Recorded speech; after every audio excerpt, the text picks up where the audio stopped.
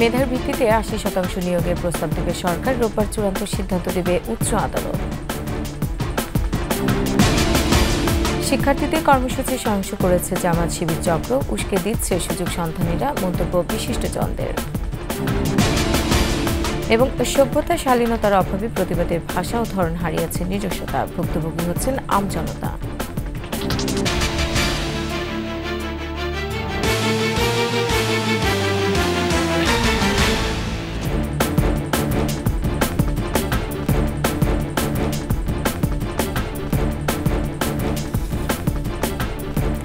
শুনছিলেন first security ইসলামী bank PLC সংবাদ শিরোনাম।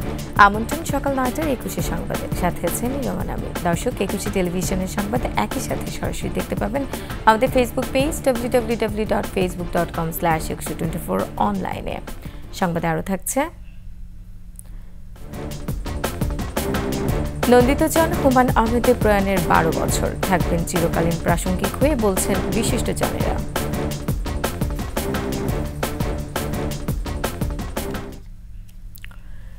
সরকার আন্দোলনকারী শিক্ষার্থীদের দাবির সঙ্গে একমত হয়ে ৮০% মেধা ও ২০% কোটা রেখে সর্বোচ্চ আদালতে প্রস্তাব দেবে বলে জানিয়েছেন আওয়ামী লীগের সাধারণ সম্পাদক ওবায়দুল কাদের।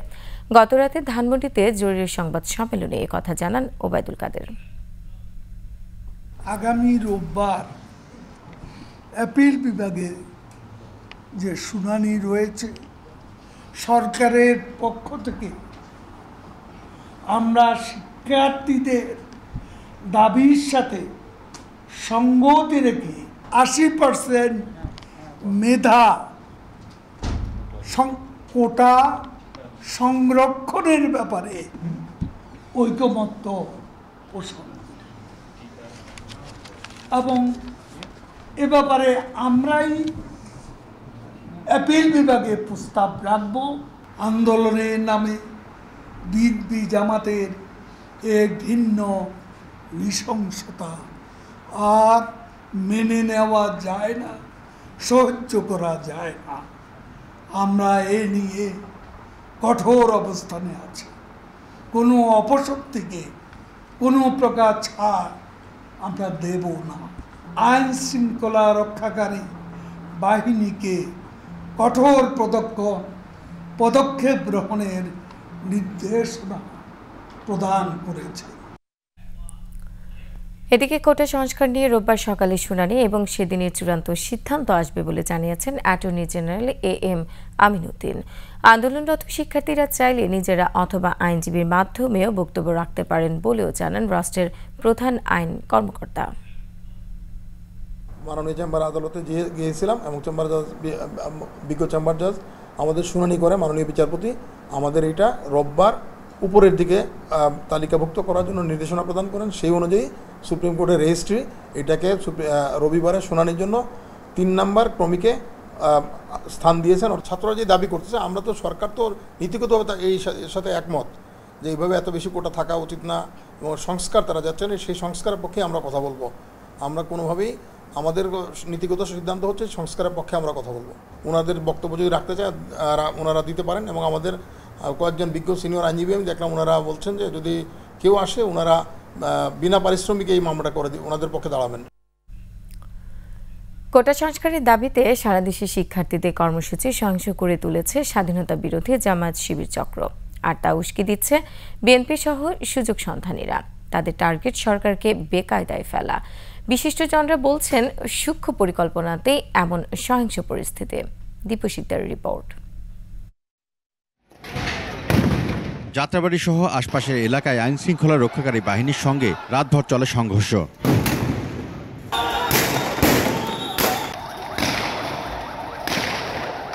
জ্বালিয়ে দেয়া হয় যাত্রাবাড়ি ফ্লাইওভারের টোল প্লাজা, ভাঙচুর করা হয় যানবাহন, আহত হন বহু মানুষ।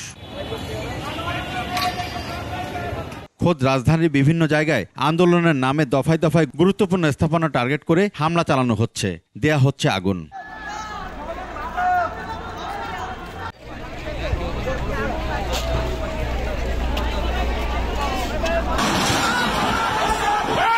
হামলা থেকে বাদ যাচ্ছেন না দায়িত্ব পালন করা গণমাধ্যম কর্মী আর আইন শৃঙ্খলা রক্ষাকারী বাহিনীর সদস্যরা। আন্দোলনকারী শিক্ষার্থীদের ভেতরে ঢুকে পড়েছে প্রশিক্ষিত জামাত শিবির, ছাত্রদল এবং যুবদলের নেতাকর্মীরা। সামাজিক যোগাযোগ মাধ্যমে একের পর এক ফাঁস হচ্ছে শিবির নেতাদের ছবি। গোয়েন্দারা শনাক্ত করছে ছদ্মবেশী সহিংসতাকারীদের।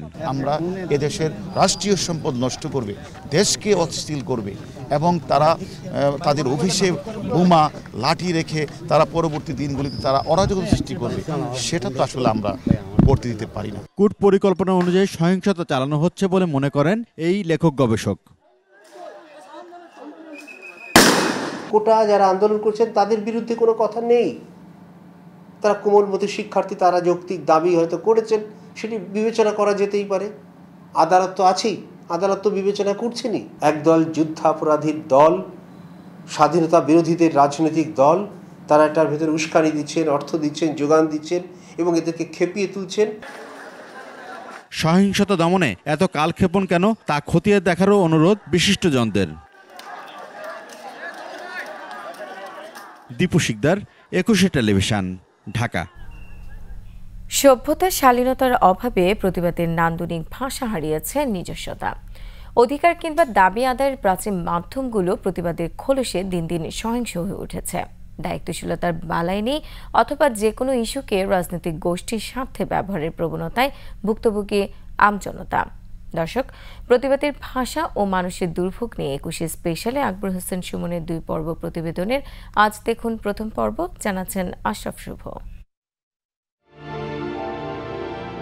ছন্দের শ্লোকে স্লোগানের ঝাঁঝালো উত্তাপে বরফ গলে কিংবা কাপে কঠিনের ভিত, যে যৌক্তিক দাবি মানুষের কল্যাণে এবং সংখ্যাগরিষ্ঠের সমর্থনে, সেই প্রতিবাদে সাড়া মেলে। জাতীয় প্রেস ক্লাবের সামনে ভূমিহীন কৃষকের জমি ফিরে পেতে মাসাধিককালের অসহিংস বিকল্প আমরণ অনশনও এক শক্তিশালী প্রতিবাদ।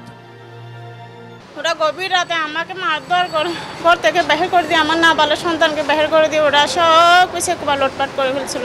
থানায় আমাদের কেস নেয় নাই, আমাদের কক্সবাজারে অনেকের কাছে গিয়েছি, আমরা সুরাহা পাই নাই। প্রধানমন্ত্রী যদি আমাদের কথা না শুনে বা না করে, আমাদের যাওয়ার আর কোনো রাস্তা নেই। যেখানে উনি লক্ষ লক্ষ মানুষকে পুনর্বাসন করতেছে, সেখানে একজন রাজাকারের পুত্র কিভাবে আমাদের এই ক্ষতিটুকু করলো।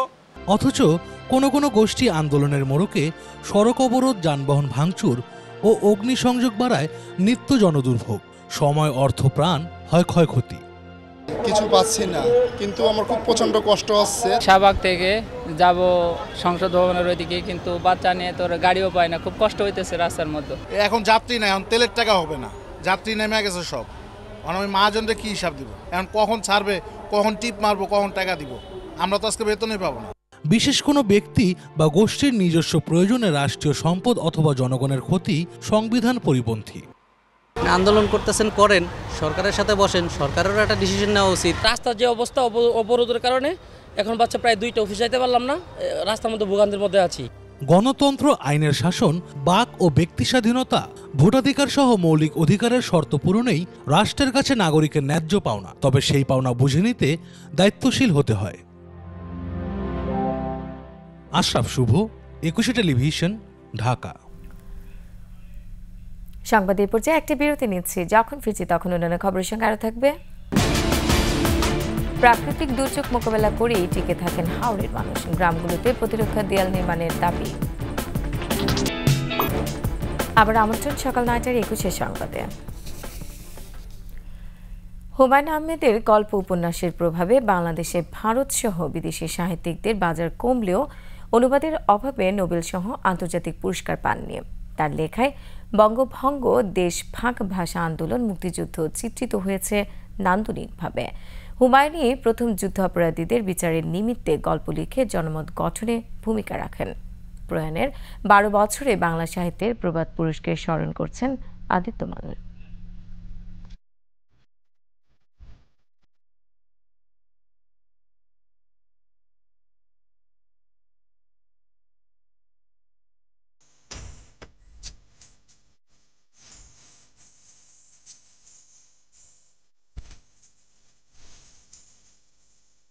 স্বাধীনতা উত্তর বাংলা সাহিত্যে অন্যতম প্রধান স্বর হুমায়ুন আহমেদ। সাহিত্যের প্রায় সকল ক্ষেত্রে তিনি বিচরণ করেছেন অনায়াস। ক্রমেই হয়ে ওঠেন বাংলা ভাষার শক্তিমান ও নন্দিত লেখক। নাটক, চলচ্চিত্রে এখনো হুমায়ুন আহমেদ অনন্য। আমার যমুনা জল দেখতে কালো সান করিতে লাগে ভালো আশির দশক থেকেই অমর একুশে বইমেলায় একচ্ছত্র আধিপত্য হুমায়ূন আহমেদের। সুনীল সমরেশ শীর্ষেন্দুদের রাজ্যে নিজেই অধিপতি। হুমায়ূন আহমেদের চাহিদা যত বাড়তে থাকে, পার্শ্ববর্তী দেশের লেখকদের বইয়ের একটা বিশাল চাহিদা এখানে ছিল, সেই চাহিদাটা কিন্তু অনেকটা কমতে থাকে এবং বর্তমানে কিন্তু এই চাহিদা আগের থেকে আরো অনেক কমে গেছে। তবে ভালো মানের অনুবাদকের অভাব বোধ করেছেন হুমায়ূন আহমেদ নিজেও। উনি যা সৃষ্টি করে গেছেন সেই সৃষ্টিকর্মগুলোর সঠিক মূল্যায়ন আমরা হয়তো করতে পারিনি। এগুলো যদি আজকে অন্য ভাষায় অনুবাদ হতো, এগুলোর মূল্যায়ন হতো এবং নানানভাবে আন্তর্জাতিক বিভিন্ন স্বীকৃতি কিন্তু তার লেখার মাধ্যমে উনি পেতেন। হুমায়ূন আহমেদ বাংলার শেকড় সন্ধানী ছিলেন, একই সাথে মুক্তিযুদ্ধকে তুলে ধরেছেন তার লেখায়। মুক্তিযুদ্ধের প্রতি তার যে অকৃত্রিম শ্রদ্ধা এবং ভালোবাসা, এবং সেগুলো কিন্তু আমরা নানাভাবে পেয়েছি। তুই রাজাকার এই শব্দটা কিন্তু হুমায়ূন আহমেদ একটা পাখির মুখ দিয়ে বলাইছে। যুদ্ধাপরাধীদের বিচার হওয়ারও বহু আগে, উনি কিন্তু যুদ্ধাপরাধীদের বিচারের প্রসঙ্গ ওনার লেখায় নিয়ে আসছেন। ইন্ডিয়ান স্কুল শিক্ষক, সে সারা দেশে স্বাক্ষর সংগ্রহ করতেছে যুদ্ধাপরাধীদের বিচারের জন্য। তো এই বিষয়গুলো কিন্তু অনেক আগেই ওনার লেখায় চলে এসছে। টেলিভিশন, নাটক, গান, চলচ্চিত্রেও তার বিস্ময়কর প্রতিভা আজও অম্লান। হুমায়ূন আহমেদ চিরকালীন প্রাসঙ্গিক বলেও মনে করেন সবাই। একজন লেখকের প্রয়াণের 12 বছর পরও এখনো তার প্রত্যেকটি বই যেভাবে পাঠক সমাদৃত এবং প্রতিনিয়ত নতুন নতুন পাঠক সৃষ্টি হচ্ছে, ওনার এই অকাল প্রয়াণে আমাদের বাংলা সাহিত্য অনেক কিছু হারিয়েছে। আদিত্য মামুন, একুশে টেলিভিশন, ঢাকা। আগাম বন্যা, খরা আর বাতাসের ঢেউ, আফালের তাণ্ডব সহ প্রাকৃতিক দুর্যোগ মোকাবেলা করে কোনো মতে টিকে আছেন নেত্রকোনার হাওরবাসী। এখনও ভাঙছে খালিয়াজুড়ি 7 গাঁও থেকে বোয়ালি সড়ক সহ গাজীপুর ইউনিয়নের চরপাড়া গ্রামের বাড়িঘর। সমস্যার স্থায়ী নিরসনে হাওড়াঞ্চলের নদী খনন সহ গ্রামগুলোতে প্রতিরক্ষা দেয়াল নির্মাণের জনদাবি পূরণের আশ্বাস প্রশাসন ও জনপ্রতিনিধিদের। নেত্রকোনা প্রতিনিধি মনোরঞ্জন সরকারের তথ্য ছবিতে ডেস্ক রিপোর্ট। কৃষিতেই ভরসা হাওর বেষ্টিত নেত্রকোনার মদন মোহনগঞ্জ ও খালিয়াজুড়িবাসীর। বর্ষা এলেই তলিয়ে যায় রাস্তাঘাট, পানি ওঠে বাড়িঘরে, চলে বাতাসের ঢেউয়ে আফালের তাণ্ডব। বছরে একটিমাত্র ফসলও ভেসে যায় আগাম বন্যায়। দুর্গম হাওড়াঞ্চলে আফালের তাণ্ডবে ভাঙছে সড়ক। খালিয়াজুড়ির চরপাড়া, রূপনগর, লক্ষ্মীপুর, নাজিরপুর, নতুনপাড়া, আশাচাঁদপুর সহ বিলীনের পথে অন্তত 16টি গ্রাম। হুমকিতে আরও অন্তত 20 গ্রাম। ভেঙে গেছে খালিয়াজুড়ির 7 গাঁও থেকে বোয়ালি সড়কটিও। বাড়িঘর বিলীনের আতঙ্কেও হাওরবাসী।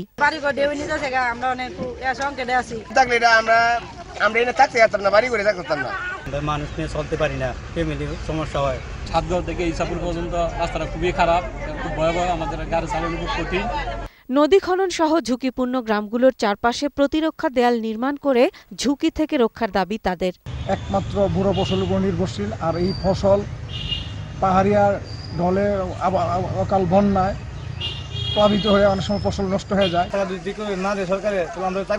গ্রামে যদি কিছু ব্লক সৃষ্টি করে অথবা মনে করেন যে আপনার ওয়াল প্রোডাকশন দেওয়া দেয়, তাহলে আমাদের এই খালিয়াজুড়ি চাক্কা ইউনিয়নের মানুষ অনেক নিরাপত্তা পাবে। কিছু গ্রামে তৈরি হয়েছে প্রতিরক্ষা দেয়াল, পর্যায়ক্রমে গড়া হবে অন্যগুলোতেও। আমি আশাবাদী যে এই সমস্যা সমাধানে নিশ্চয়ই সরকারের পক্ষ থেকে আমরা সহযোগিতা পাবো।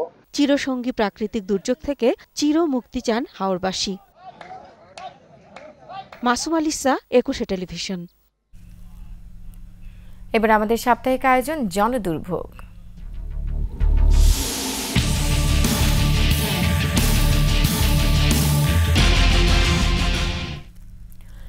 প্রায় 2 মাস ধরে বন্ধ বাগেরহাটের রায়ন্দা মাছুয়া ফেরিঘাট। ঘূর্ণিঝড় রিমালে ক্ষতিগ্রস্ত হয় শরণখোলা ও পিরোজপুরের মঠবাড়িয়ায় যোগাযোগ রক্ষাকারী একমাত্র এই ফেরিঘাটটি। এখনও ঠিক না হয় ভোগান্তিতে পড়েছেন স্থানীয়রা। বিকল্প পথে বেশি ভাড়ায় যাতায়াত করতে হচ্ছে তাদের। সড়ক বিভাগ বলছে অনুমতি পেলে দ্রুত সংস্কার কাজ শুরু করা হবে। বাগেরহাট প্রতিনিধি HM মইনুল ইসলামের তথ্য ছবিতে ডেস্ক রিপোর্ট। ঘূর্ণিঝড় রিমালের তাণ্ডবে নদীতে বিলীন হয়ে যায় বাগেরহাটের রায়ন্দা মাছুয়া ফেরিঘাটের রায়ন্দা অংশের ঘাট ও পাশের রাস্তা। এতে চলাচল বন্ধ হয়ে যায় শরণখোলা পিরোজপুরের মঠবাড়িয়ার যোগাযোগ রক্ষাকারী গুরুত্বপূর্ণ এ ঘাটে দিয়ে। ফেরি বন্ধ থাকায় চরম ভোগান্তিতে পড়েছেন বলেশ্বরের দুই পারের মানুষ। বিকল্প ট্রলার ঘাট থাকলেও অতিরিক্ত ভাড়া গুনতে হচ্ছে নদী পারের মানুষদের। ভুক্তভোগীরা জানান, আগে তাদের ফেরি পারাপার হতে 10 টাকা লাগলেও এখন দিতে হচ্ছে 50 টাকা। যাত্রী চরম দুর্ভোগে। আগে 10 টাকায় আইতে পারতো, 10 টাকা যাইতে পারতো, এখন 50-60 টাকা লাগে। ভেঙে চুরে সব তছনছ হয়ে গেছে, তা মানুষের যাতায়াতের খুব দুর্ভোগ হচ্ছে। আমাদের যাতায়াত পারাপার মানুষের খুব দুর্ভাগ্য হচ্ছে। যান পারাপার করতে না পারায় ক্ষতিগ্রস্ত হচ্ছেন ব্যবসায়ীরাও। ঘাটটার যে পরিস্থিতি হয়েছে তাতে দুই ওপারের মানুষের যে ক্ষতি আর যে কষ্ট হচ্ছে, তাতে ওই যে খেওয়া ঘাটে মানুষ যাইয়ে ঠিক মতন গাড়ি ঘোড়া নিয়ে উঠতে পারতে আসে না। আমাদের ব্যবসা বাণিজ্য বন্ধ, যদি এই ফেরিঘাটটা একটু দ্রুত নির্মাণের কাজ ধরতো তাহলে আমাকে একটু উপকার হতো। ফেরি চলাচল থাকতো, আমরা যানবাহন আমরা একটু বাঁচতে পারতাম বা চলাফেরি আমার একটু ভালো হতো। সড়ক বিভাগ বলছে সংস্কারের জন্য প্রস্তাব ঊর্ধ্বতন কর্তৃপক্ষের কাছে পাঠানো হয়েছে। অনুমোদন পেলে শুরু হবে কাজ। ফেরিঘাটে মেরামতের জন্য প্রয়োজনীয় বরাদ্দের জন্য প্রশাসনিক অনুমোদন চাওয়া হয়েছে ইতিমধ্যে, যেটা মন্ত্রণালয় অনুমোদনের অপেক্ষায় আছে। প্রশাসনিক অনুমোদনটা পাওয়ার সাথে সাথে আমরা কার্যক্রম শুরু করব। তবে কবে তা অনুমোদন হবে জানে না কেউ। প্রতিদিন এই ফেরি দিয়ে 30 থেকে 40 হাজার মানুষ ও হাজারের বেশি যানবাহন পারাপার হতো।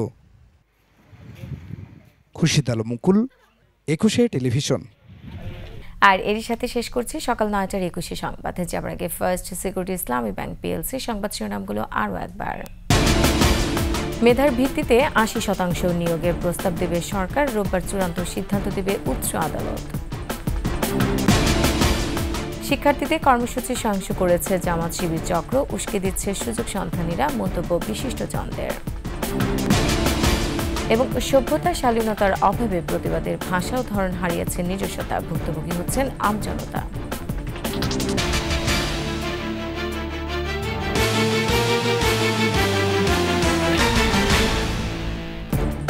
দর্শক, সর্বশেষ সংবাদ জানতে ডায়াল করুন 2021 নম্বর আর ভিজিট করুন 21tv.com এই ওয়েবসাইটে। এছাড়া ফেসবুকে ভিজিট করতে পারেন facebook.com/2124 অনলাইনে। এতক্ষণ সঙ্গে থাকার জন্য ধন্যবাদ। পরবর্তী সংবাদ দুপুর 12টায় দেখার আমন্ত্রণ রইল। 21-এর সাথেই থাকুন।